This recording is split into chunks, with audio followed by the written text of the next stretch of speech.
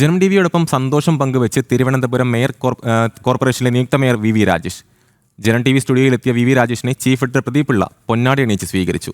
45 വർഷത്തെ CPM-ന്റെ ദുർഭരണം തുടച്ചു നീക്കിക്കൊണ്ടാണ് BJP തിരുവനന്തപുരം നഗരത്തിന്റെ ഭരണം പിടിക്കുന്നത്.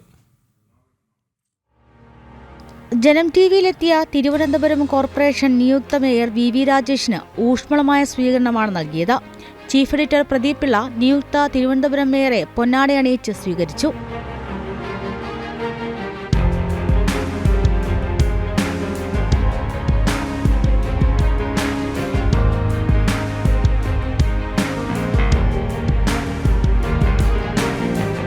Programme and current affairs head Anil Nambiar നടത്തിയ പ്രത്യേക അഭിമുഖ പരിപാടിയിൽ പങ്കെടുത്തുകൊണ്ട് ഭാവി തിരുവനന്തപുരത്തെക്കുറിച്ചുള്ള കാഴ്ചപ്പാടുകൾ അദ്ദേഹം പങ്കുവച്ചു.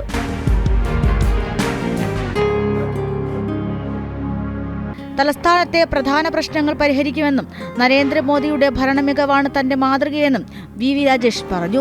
തിരുവനന്തപുരത്ത് BJP ഭരണത്തിലെത്തുമ്പോൾ ഞങ്ങളുടെ ഉത്തരവാദിത്വം വർദ്ധിക്കുകയാണ്. കാരണം നരേന്ദ്രമോദിയുടെ പ്രതീക്ഷയ്ക്ക്, കേന്ദ്ര ഗവൺമെൻറ് പ്രതീക്ഷയ്ക്കനുസരിച്ച്, BJPയുടെ പ്രതീക്ഷയ്ക്കനുസരിച്ച് ഈ നഗരത്തെ മാറ്റിയെടുക്കുക, ഡെവലപ്പ് ചെയ്യുക. അപ്പോൾ ഒരു ദിവസവും നിമിഷവും വിശ്രമിക്കാതെ, അതായത് ഒരു 18-19 മണിക്കൂർ ഒരു ദിവസം കഠിനാധ്വാനം ജനങ്ങളുമായി ബന്ധപ്പെട്ട് ചെയ്താൽ മാത്രമേ ഈ 5 വർഷം കൊണ്ട് ഇന്ത്യയിലെ ഏറ്റവും മികച്ച 3 നഗരങ്ങളിലൊന്നാക്കി മാറ്റാൻ സാധിക്കുകയുള്ളൂ. അതിൽ ഞങ്ങൾക്കൊരു അസറ്റായി ഞങ്ങളുടെ സംസ്ഥാന അധ്യക്ഷൻ ഉണ്ട്. അദ്ദേഹത്തിന് കൃത്യമായിട്ടുള്ള പദ്ധതികളുണ്ട്. കേന്ദ്ര പാർട്ടിയുമായി ചേർന്നുകൊണ്ട് ഞങ്ങൾ നടപ്പിലാക്കും. ആശയപരമായ പ്രതിപക്ഷത്തിന് വിയോജിപ്പുകൾ ഉണ്ടെങ്കിൽ മുന്നോട്ട് വയ്ക്കാം.